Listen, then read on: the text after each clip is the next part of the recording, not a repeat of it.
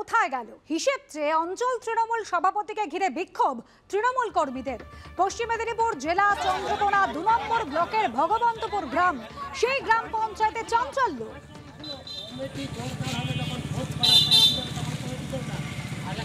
তৃণমূল কর্মীরা অভিযোগ করছেন, ভোটে খরচের জন্য দলের দেওয়া টাকা বুথ পর্যন্ত পৌঁছয়নি,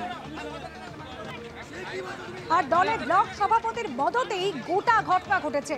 পাল্টা অভিযোগ অঞ্চল তৃণমূল সভাপতি, টাকা ওর কাছেই পৌঁছেছে, উনি সঠিক জায়গায় খরচ করেননি, এমনই দাবি করছেন ব্লক তৃণমূল সভাপতি হীরালাল ঘোষ।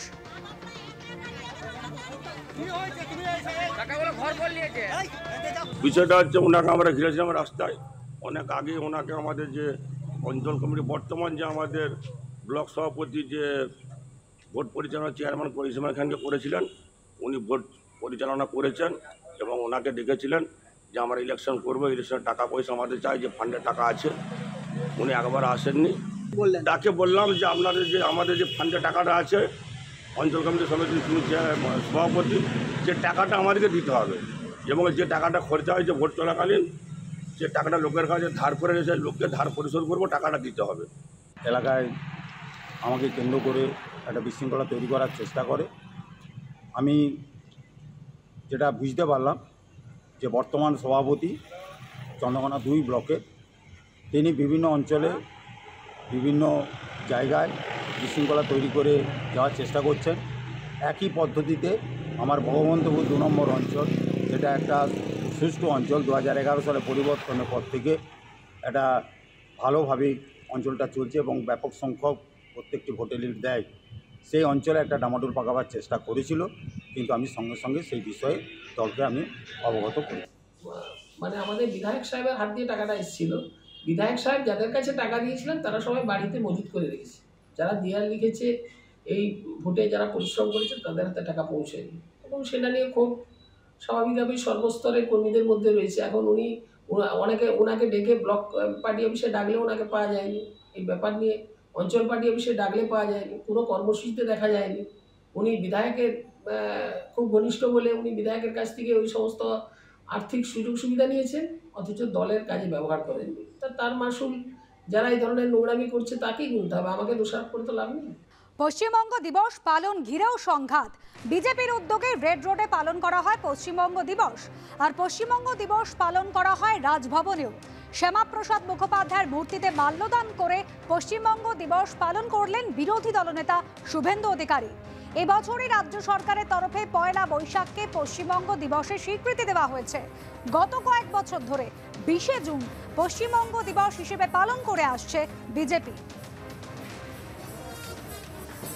বিধানসভাতেও পালন করা হয়েছে পশ্চিমবঙ্গ দিবস।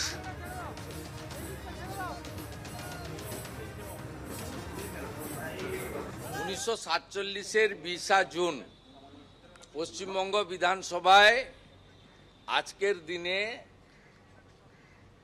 তদানীন্তন পূর্ব পাকিস্তান, আজকের বাংলাদেশ, ওখানে থাকবো না আমরা আলাদা হব, এই প্রস্তাব এসেছিল। এই প্রস্তাবের পক্ষে, এই প্রস্তাবের মুভার ছিলেন ভারত কেশরী ডক্টর শ্যামাপ্রসাদ মুখার্জি, এবং এই প্রস্তাবের পক্ষে ভোট পড়েছিল 58টি। এবং আমরা তো ইতিহাস বিকৃতি করি না, এই 58 জনের মধ্যে প্রাক্তন মুখ্যমন্ত্রী বামপন্থী নেতা জ্যোতি বসুও ছিলেন। এই যে ইতিহাস প্রামাণ্য রেকর্ড আইনসভায় আছে, এটা তো কেউ টেম্পারও করতে পারবে না, চেঞ্জও করতে পারবে না। অতএব কোনো ব্যক্তির ইচ্ছায় বা সংখ্যাগরিষ্ঠতার জোরে সেই ইতিহাস কখনো বদলানো যায় না। ইতিহাস কারা বদলাচ্ছে সারা দেশের মানুষ দেখছে। তারে জাহাজে আছে লেখককে কারা বাদ দিয়ে দিচ্ছে, মোগল সাম্রাজ্যের ইতিহাসকে কারা বাদ দিয়ে দিচ্ছে, সেগুলো সারা দেশের মানুষ দেখছে। তারা ইতিহাসকে পরিবর্তন করে দিতে চাইছে।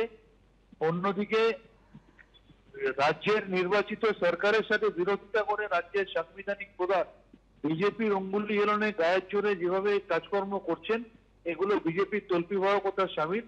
আমাদের সরকার এবং আমাদের মুখ্যমন্ত্রী পরিষ্কারভাবে পয়লা বৈশাখ দিনটিকে চিহ্নিত করেছেন। শুধুমাত্র সরকারকে বিব্রত করার জন্য এবং বিরোধিতা করতে হবে বলেই তারা এই ধরনের কথা বলে বাংলার রশ্মিতা এবং বাংলার গরিমার বিরোধিতা করছে। তারা এখনো শিক্ষা নিল না যে বাংলা বিরোধী মনোভাবের জন্য বাংলার মানুষ তাদের বর্জন করেছে, এরপরেও তারা এই ধরনের আচরণ করছে। আগামী দিনে বাংলার মানুষ তাদের সমূলে উৎপাটন করে দেবে।